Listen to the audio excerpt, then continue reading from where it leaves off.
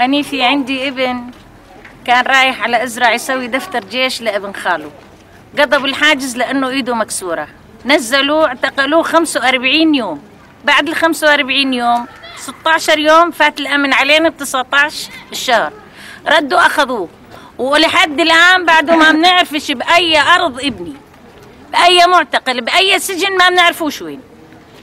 هاي اللي عندنا. يوم فات الأمن علينا سرقونا الماتورات، سرقونا المصاري من البيوت، واخذوا اللي بيقولوها اغلى اشي عندنا، ما خلونا اشي، خربوا الدور كلياتها، دار جيراننا كسروها، دار الجيران الثانيين اللي بيقولوها خلعوها، الدار اللي ما بيلاقوا فيها اوادم يخلعوا الباب ويفوتوا.